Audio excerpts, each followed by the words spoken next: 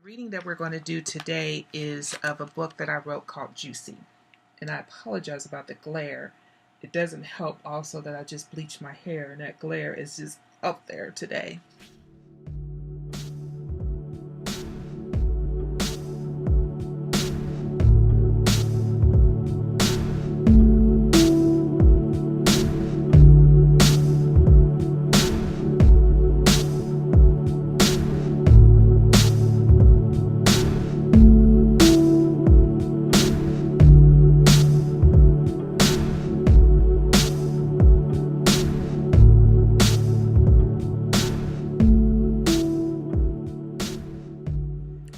Hi everyone, this is Pepper Pace and I'm an author of interracial stories. I began my career as an interracial erotic author. I'm an independent author that has written over 50 stories, and I want to do a reading of some of my stories. Juicy is the story of a black woman.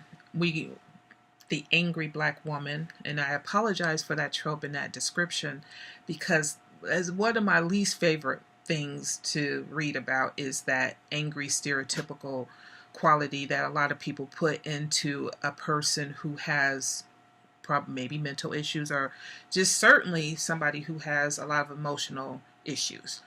That's what I wanted to explore when I wrote this story. I wanted to explore a lot of different issues. So it does begin with the story of a woman who is very angry and a homeless man who may or may not be mentally ill.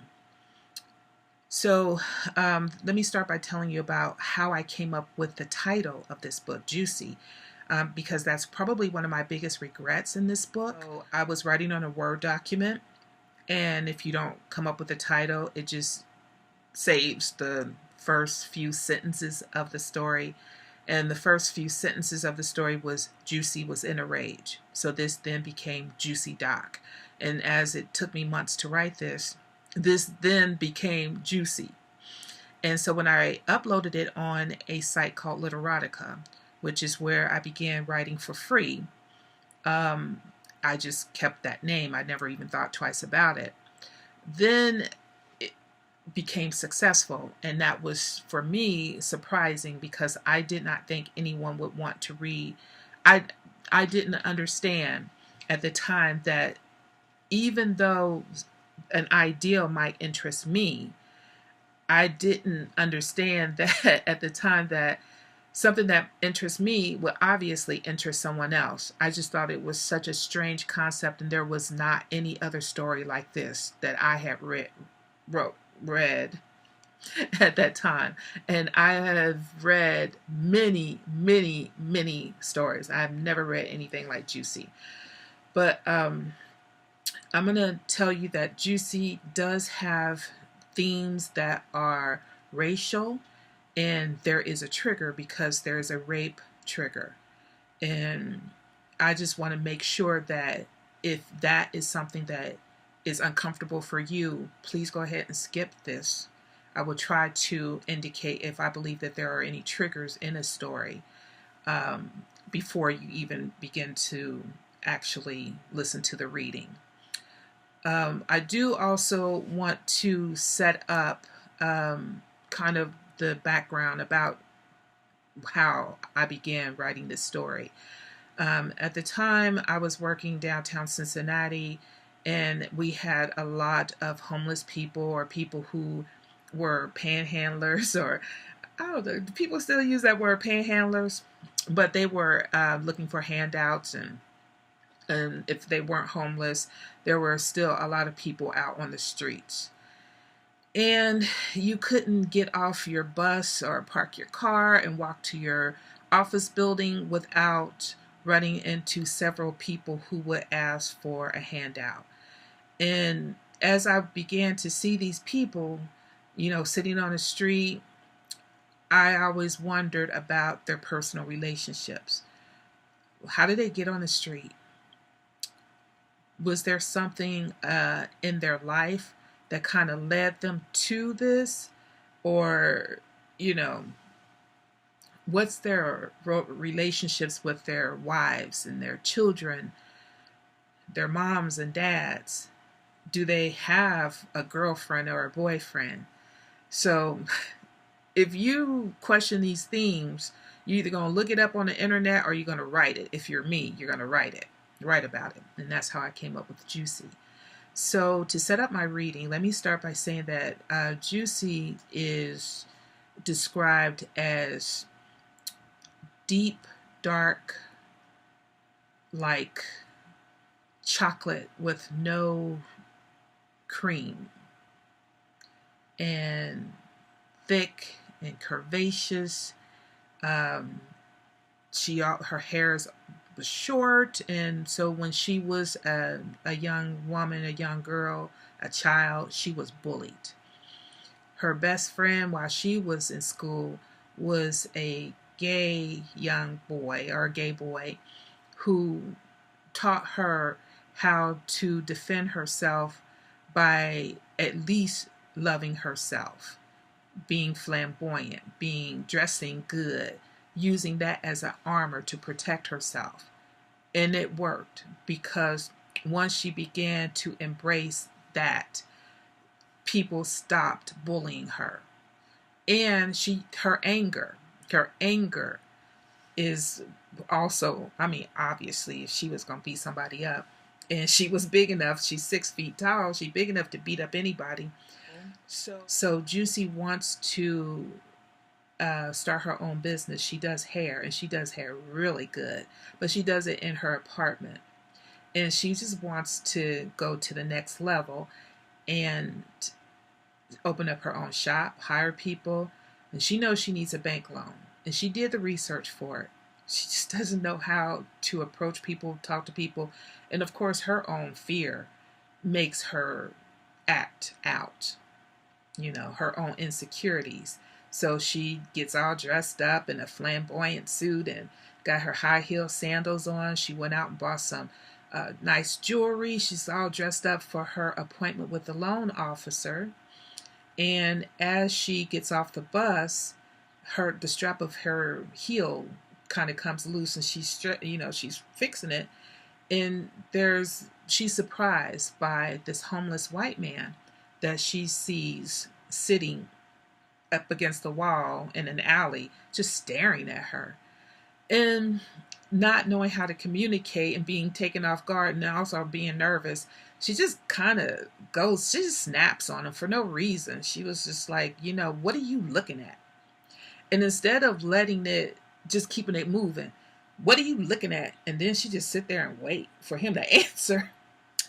And he's dirty. He looks like he might be on drugs or drunk or something like that, because he starts saying something. He starts to respond, but it's like so slow and slurred.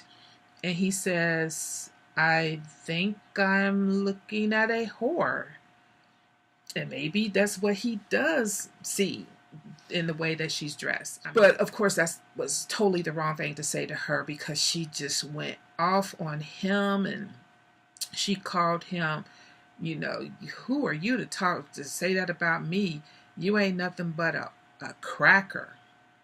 You're dirty. This dirty white guy is sitting here putting her down, and she knows she better than him, and she threatens him. When I get where I'm going, I'm gonna call the cops on you. How dare you sit me? And she has been called all kinds of nasty names when she was growing up, but being called a whore really offended her. So she gets to the bank, and she's not in the best mood at the bank. And being nervous, she just don't know how to communicate well. So her interview with the loan officer goes very badly, to the point where she has cussed him out, and he has threatened to kick her. No, I think he physically had her removed from the bank. And she, of course, leaves the bank screaming, and I'm going to have your job, and you ain't this, and you ain't that, and you ain't better than me. And in her mind, she has a list of things that she's going to do. I'm going to have his job. I'm going to call the bank. I'm going to make sure that he is fired. I'm going to call the police on that homeless guy. I'm going to make up some stuff that he did. I'm going to say he touched me. I'm going to say he tried to steal my wallet. or my purse.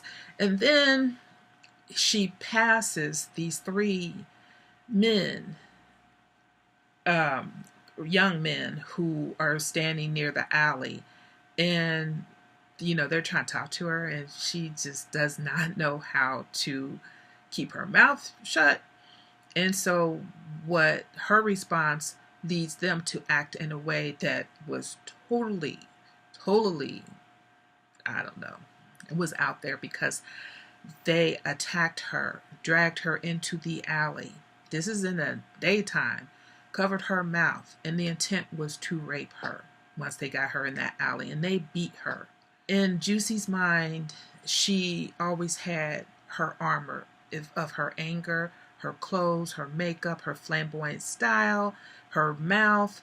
But once she was in this situation, she realized there was nothing that she could do.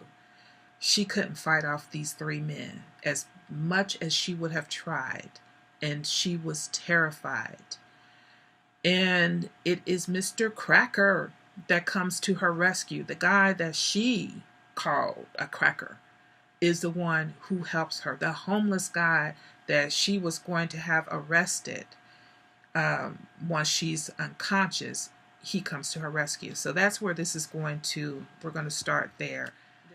The breath caught in Juicy's chest. It was like she had clawed her way up from a drowning lake. With a choked sob, she tried to sit up. A hand was pressing her back down, and Juicy felt the fight come back into her. With a scream, she began pummeling the person that was desperately trying to hold her wrists down at her side. Stop it! Someone was screaming almost as loud as she was. After a moment, Juicy focused on the words and the person screaming them. She blinked her swelling eyes. There was one man, one lone man, gripping her wrists. The three young men were nowhere in sight, just this one man. She watched him in terror. Then in slow recognition, she realized who it was. Mr. Cracker.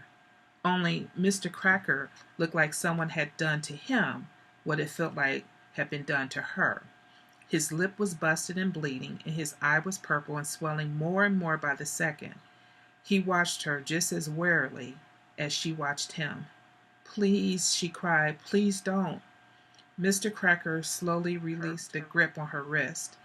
Immediately, Juicy tried to rise, to run away, screaming, to crawl away if she had to. Instead, the world turned black.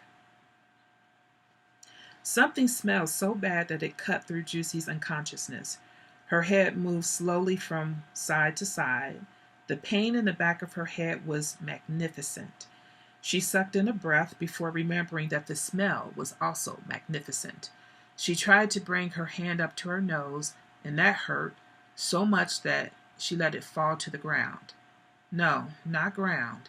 She was lying on layers of something. What? She wasn't sure, but it wasn't the cement ground of the alley. Juicy's eyes widened. Where was she, and how had she gotten here?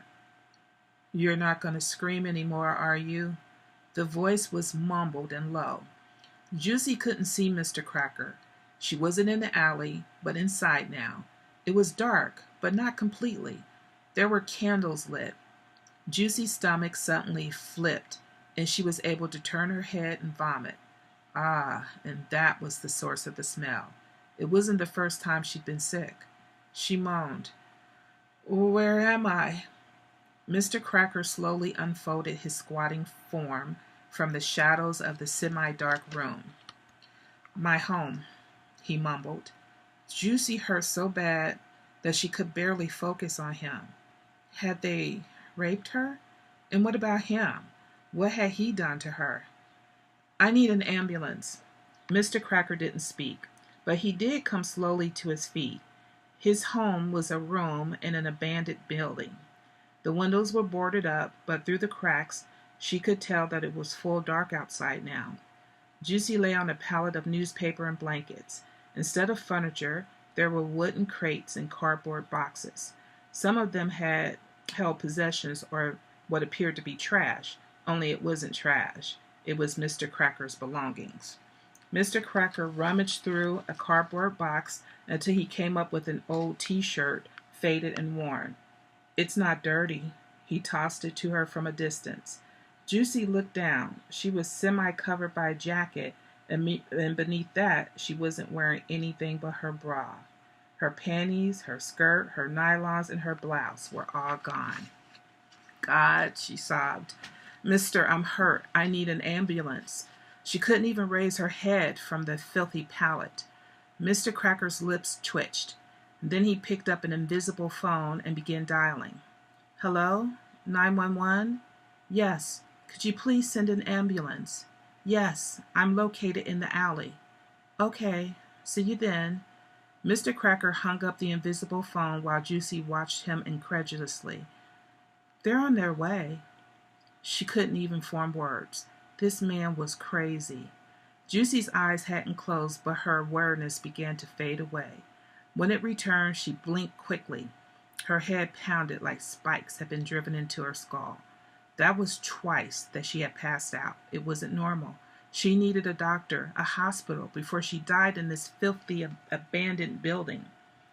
Juicy inhaled deeply. "Mister," she murmured, fighting to keep from blacking out again. There wasn't any response. He was gone. The room was empty. Juicy thought hard.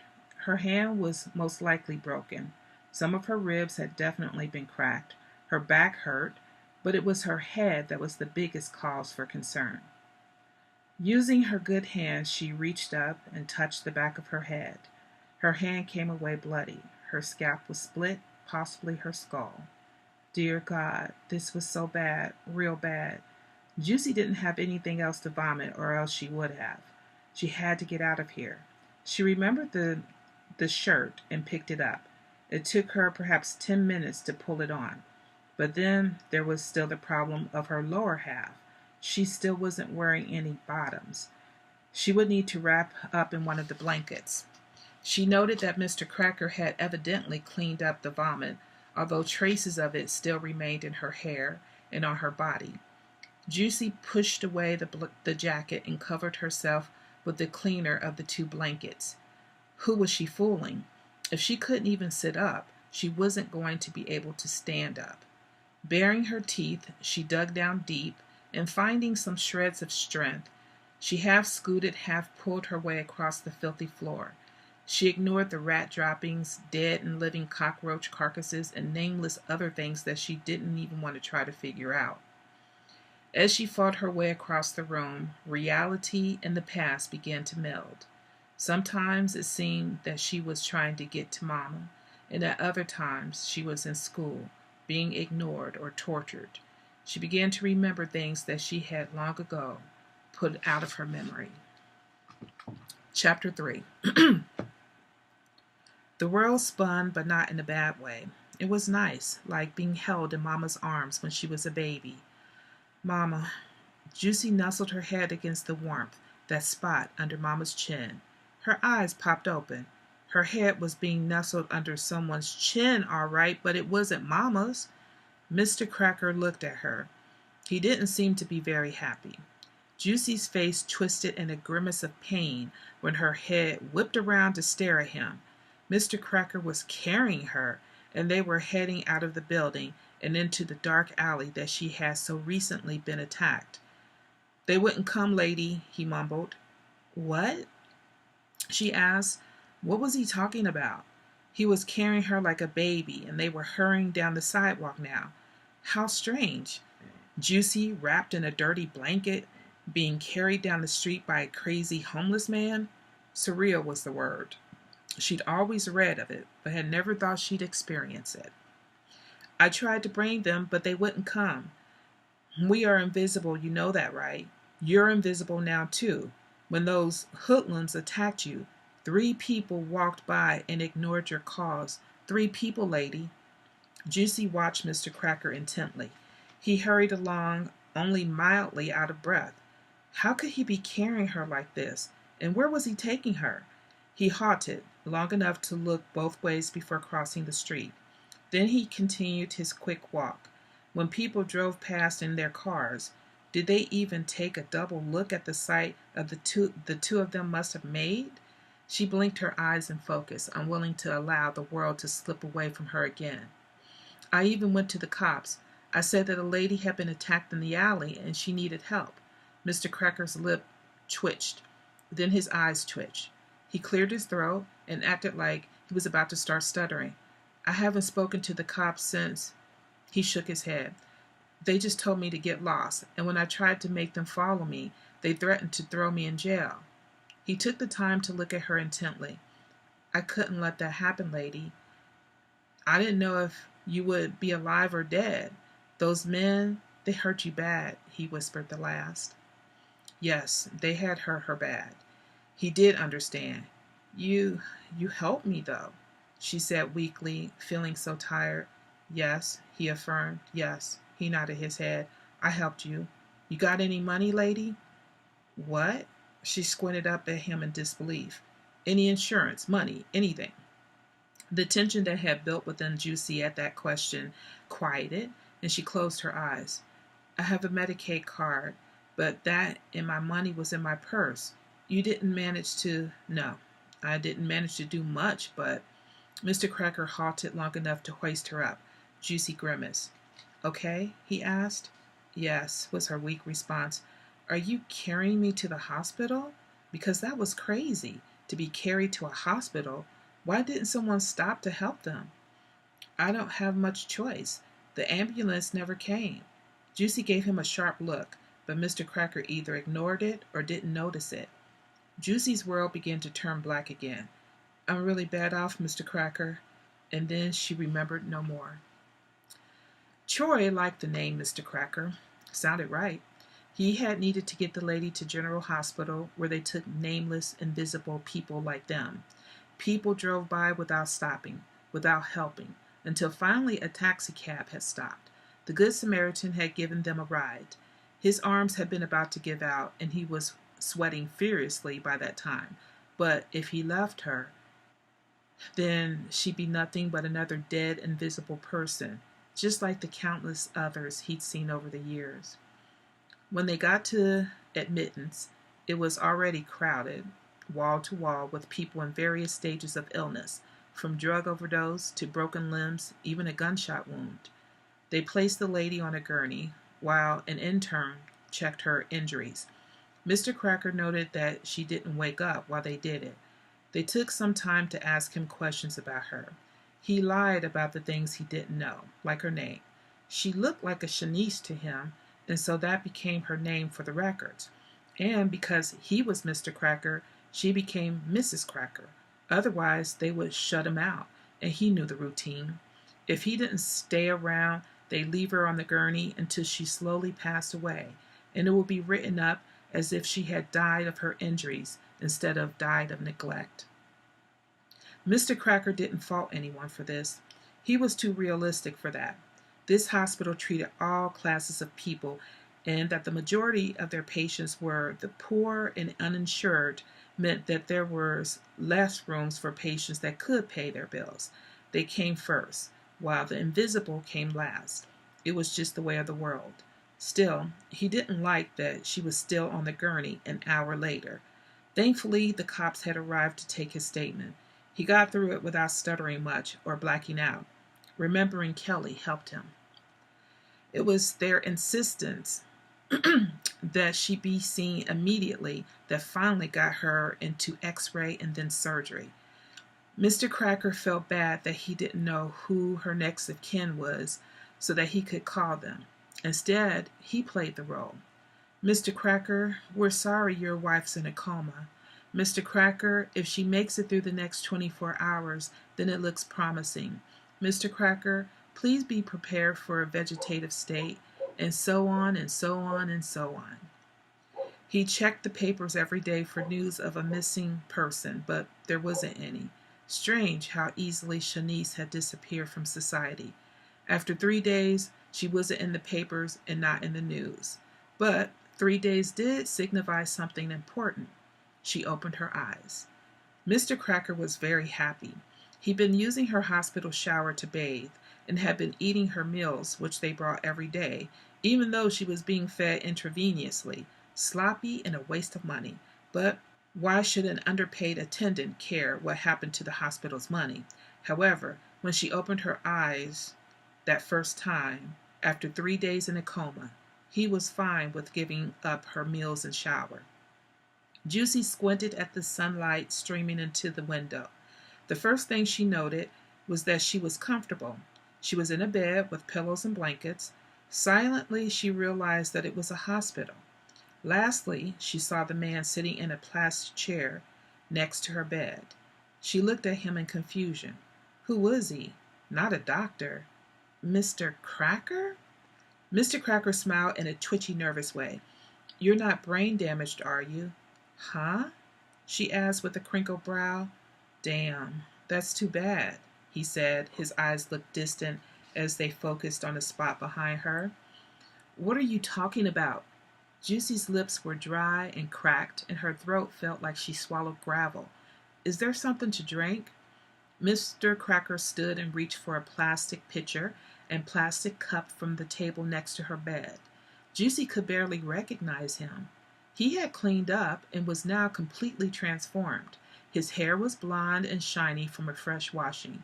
He had evidently shaved because he now only had a bit of a mustache and a goatee, and he had lost the dirty baseball cap. And now that it was gone, she could see his dark gray eyes. The bruise under his eye had faded to a dull yellow, and his split lip was only slightly discolored. Even his clothes were clean. Mr. Cracker was younger than she was. He handed her the cup of water, and she struggled to sit up. He found a remote and raised the bed for her. Then he pulled his chair closer and watched as she drank the cool water. God, it was delicious. She drained it in 2 seconds. Mr. Cracker poured her another cup. So, are you saying that you are not in a vegetative state? He asked, moving his lips slowly and precisely as if he was talking to a deaf person.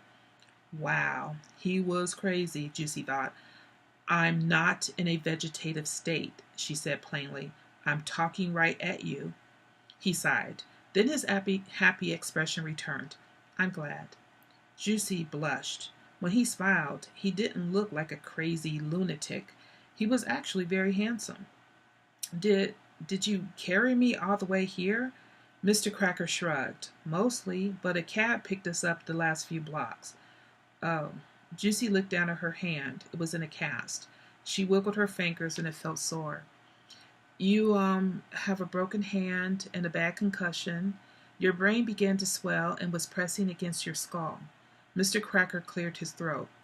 It was a pretty big deal. Surgeons thought that they were going to need to cut away part of your skull to make room. All they ended up doing was drilling a hole in your head to release the pressure. What? Drilled her head? Juicy's face twisted as she used her good hand to tentatively touch the side of her heavily bandaged head. A nurse walked in then, holding a tray of food. She smiled when she saw them talking. Good morning, Mrs. Cracker.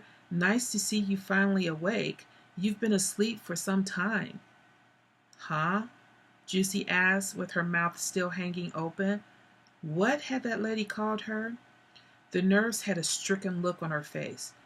Oh, goodness. She turned to Mr. Cracker. We'll have the doctor come in to discuss your options for treatment of the brain damage. She doesn't have brain damage, Mr. Cracker replied. That's just the way she talks. Oh, the nurse said and watched Juicy like she was under a microscope. Juicy ignored their interaction. What do you mean I've been asleep for days? Mr. Cracker nodded. 3 days and you've been in a coma. That's messed up, Juicy said slowly. A coma? A real-life coma? The nurse placed the tray of food on the table and pushed it in front of Juicy. I'll have the doctor come right in and discuss your condition. She checked the IV and then left. Juicy was still wearing a grimace as she digested the idea of being in a coma. Mr. Cracker lifted the lid off the tray. Are you hungry? No, Juicy responded absently. After a quiet moment, she noticed Mr. Cracker eyeing the tray of food with interest. You can have it. There was soup, a flat sandwich, and a small plastic container of Jell-O. He didn't wait for her to repeat the offer. He picked up the sandwich and munched on it happily. Why did that nurse call me Mrs. Cracker? Oh, yeah, that. You're my wife. Otherwise, I wouldn't be able to sit here and keep an eye on you. He paused in his chewing to give her a long look. And since you named me Mr. Cracker, it's your name too. Juicy felt her face turn warm, but she'd be damned if she would apologize. When she had referred to him as a cracker, he sure was acting like one. Then how are they billing me this if they don't have my real name? He shrugged. He'd finished the sandwich in one last bite and removed the plastic lid from the bowl of soup. He drank it in 3 gulps. Juicy sighed. None of this was neat and tidy. She didn't like a lot of stray ends. Would Medicaid even cover all of this? Mr. Cracker was removing the foil wrap from the jello. Why are you worried about it? You're invisible, like me, Mrs. Cracker. What are they going to do? Mail your hospital bill to my boarded up room in the alley? I'm not going to tell anybody your real name, even if I knew it. He picked up the plastic wrapped package of utensils and removed the spoon. Mr. Cracker moved his chair closer to her and spooned up a small portion of jello, which he held close to her mouth. Juicy shook her head, but Mr. Cracker wasn't taking no for an answer and gently prodded her lips with the offering. She accepted it reluctantly. Good. She hadn't had jello since elementary school. Mr. Cracker continued feeding her. Well, what's going to happen when it's time to check out and I haven't paid? Are they going to call the police on me? Mr. Cracker's lips twitched once. Are you sure you don't have brain damage? I just told you. Besides, I don't recall you asking for medical treatment. How can someone be forced to pay for something that they didn't even ask for? You really don't know much about how the system works. He sighed. I'm Mr. Cracker. Let me handle this, okay? Dear Lord, he was so crazy, Juicy thought wearily. The doctor came in soon after she'd eaten the jello. She wished there was more. It had been delicious. The doctor checked the dressing on her head, didn't mention her sore ribs or back, and just like Mr. Cracker promised, he fielded all the questions about insurance. Once the doctor determined that there was going to be no payment forthcoming, he gave Juicy a clean bill of health and announced that she could leave that same day. Then he left without another word. Juicy and Mr. Cracker stared at each other silently. I just woke up out of a coma. He said I can go home? I can just get up and leave? What about they drilled a hole in my head? Mr. Cracker shrugged. Mister, this ain't right. This ain't right at all. Mr. Cracker was nodding his head in agreement. It's not right, but it's how the world works for us. But you're not a part of my world, are you? You need to get on that phone and call your people to come take care of you. His look was suddenly fierce, but no longer what Juicy would describe as crazy. Have my people come and get me? My mother died years ago. I don't have a daddy or brothers and sisters. I got cousins, but I wouldn't call on them to do anything for me. I had outpatient surgery one time and asked one of my girlfriends to come pick me up from the hospital. The bitch didn't show up for 5 hours, and she was drunk. Mister, I don't call on anybody for nothing. You hear me? Nothing. Mr. Cracker contemplated her words. He stood up and went to a little closet. The room that Juicy was in had another bed, but it was vacant. There were 2 bathrooms and 2 closets. She assumed that he was in her closet. He returned with a clear plastic bag and laid it gently on her bed. There's a charities foundation here at the hospital.